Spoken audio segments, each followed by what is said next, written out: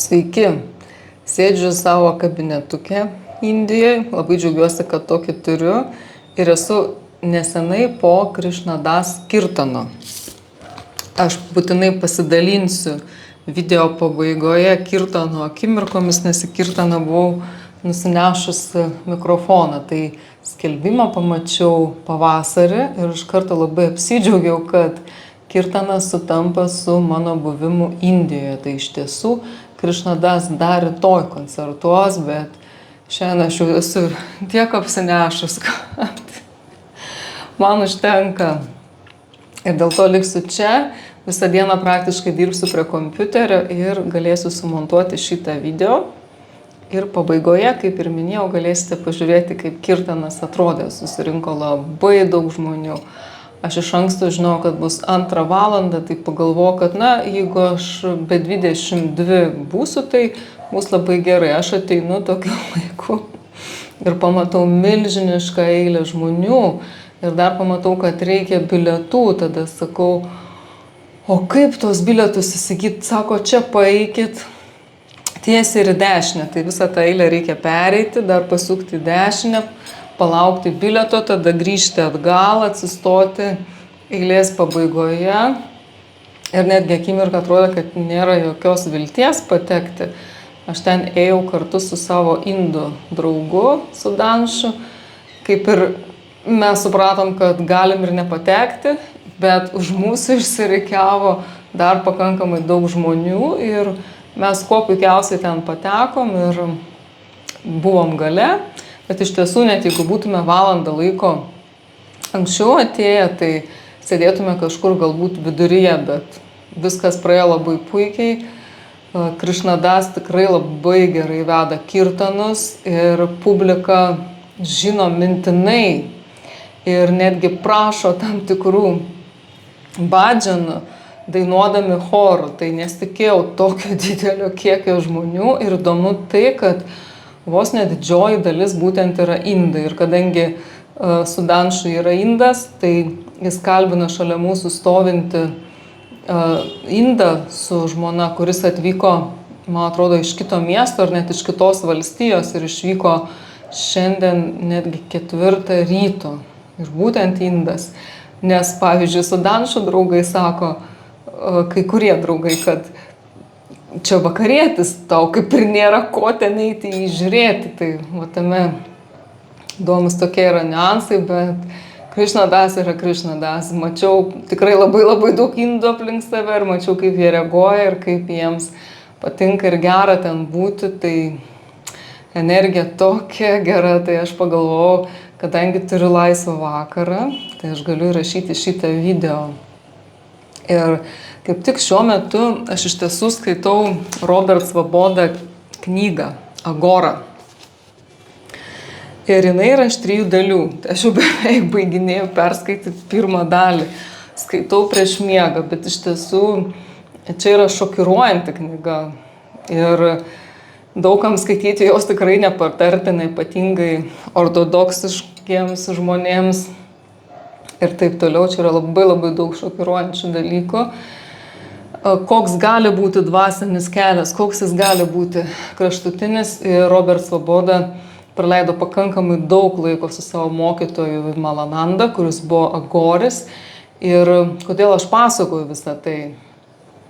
Jo mokytojas išbandė pačius įvairiausius intoksikantus, kokie tik tai gali būti. Kai kartais man tenka girdėti lietuvius, kalbant apie tai, man šita tema yra visiškai įdomi, manęs tai niekada netraukia, bet kiek teko girdėti, palyginus, ką jie šneka apie tos įvairius lengvus narkotikus ir dvasingumą, kaip visa tai yra reikalinga ten ir taip toliau, ir taip toliau. Visa tai yra tiesiog juokingos pasakaitės ir iš kitos pusės labai pavojinga, palyginus su tuo, ką pasakoja Vimalananda, būtent Agora knygoje. Nes ten vien tik paskaityti, kaip kurie intoksikantai yra paruošiami, kaip jie vartojami, kokiais kiekiais jis netgi laikė kelias kobras ir laikas nuo laiko leisdavo tom kobrom kažkuriai vienai iš jų įkasti savo liežuvį, netgi laikė vieną tokią labai ypatingą kobrą, kuri misdavo kitomis kobromis. Tai ir žodžiu, ką pasakė Vimalananda Robertui Svabodai. Jis pasakė, kad pats didžiausias intoksikantas yra Dievo vardas, yra Dievo vardo kartojimas. Tai būtent kirtanai yra įvairių Dievo vardų kartojimai. Ir nesvarbu, kokią tradiciją atstovaujate, bet kirtane gali dalyvauti visi.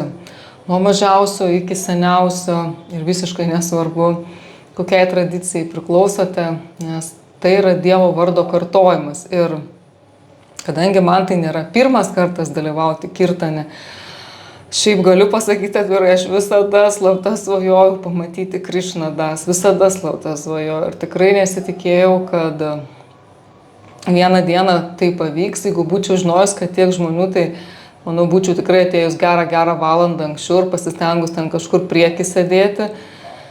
Bet iš kitos pusės aš nieko nepraradau, salėje buvo ekranai ir po kirtano reikėjo paaukoti. Tai tiesiog lapelėje buvo parašyta 1500 rupijų, kas yra kažkas 16-17 eurų. Ir aš taip ir padariau, kaip parašyta. Aš pagalvoju, jeigu taip parašyta, reiškia, taip reikia. Iš tiesų buvo galima aukoti gerokai mažiau ir indams tai gali būti tikrai didelė suma. Bet už tai, kad paaukojau, aš gavau Krišna Das mokytojo Karoli Nimbabos raštą, magnetą. Čia yra užrašyta Rama.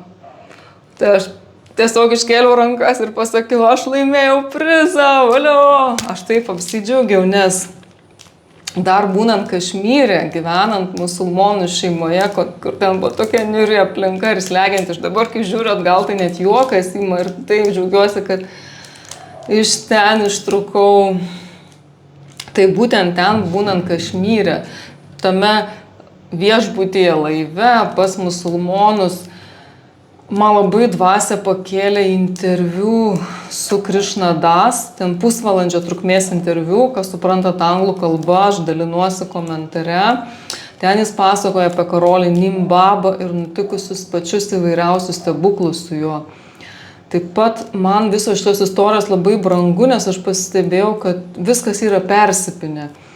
Ir mano Kriya jogos guru Šri M taip pat yra aplankęs savo laiku Karolį Nimbabą. Tai visos šitos istorijos apie mokytojus ir jų gyvenimą ir įvairius nutikimus, jos labai įkvepia, jos labai pakelia dvasią ir padeda patikėti įvairiausiais stebuklais. Ir dar įdomu tai, kad aš laikas nuo laiko, kai tik tai galiu, nueinu pas Vanamalį Krišną. Tai yra 85 metų moteris guru, kur yra be galo gyvybinga.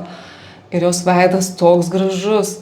Aš nuo jos negaliu atplėšti akių. Aš kai žiūrė, aš negaliu atplėšti akių. Jis tokia šilta, tokia motiniška. Ir įdomu tai, kad Krišna Das taip pat yra buvęs pas ją.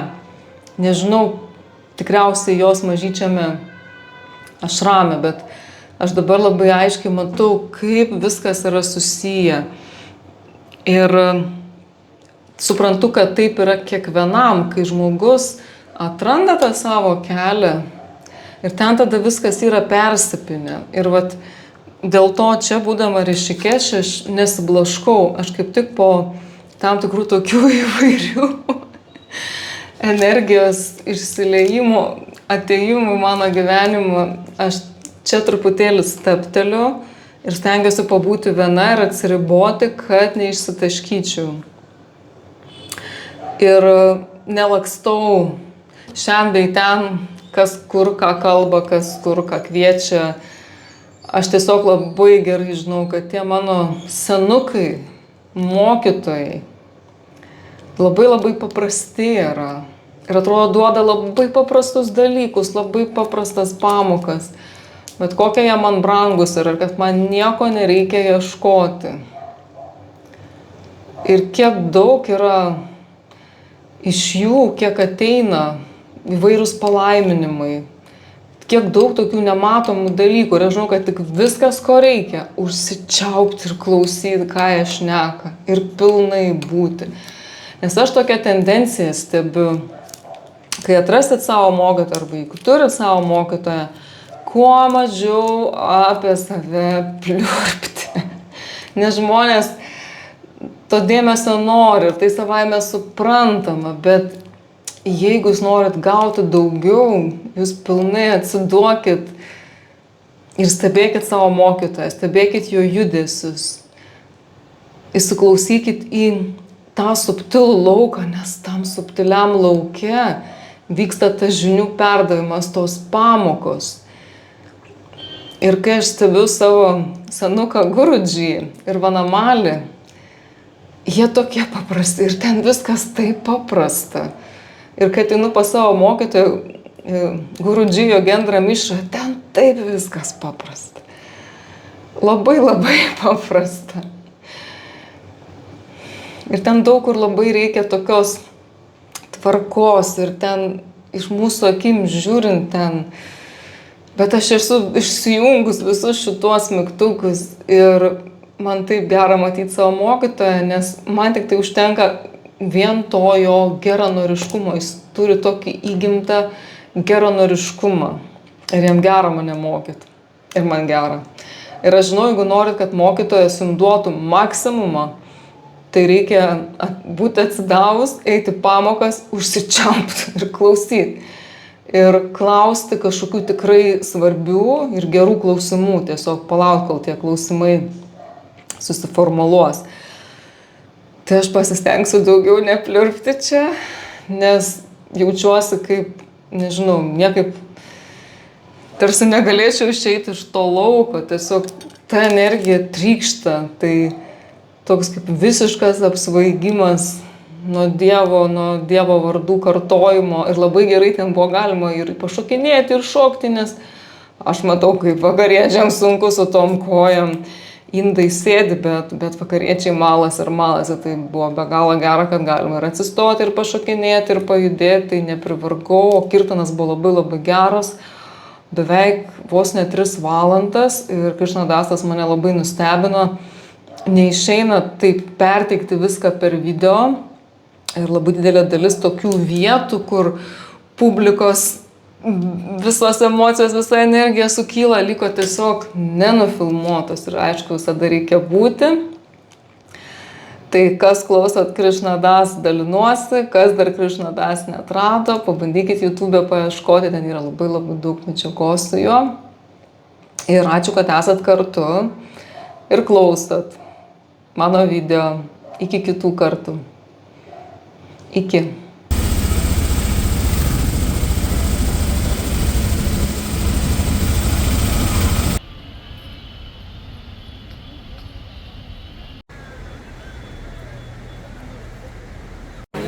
मुझे पता तो नहीं, मैंने सुने रहेगा seat at the last.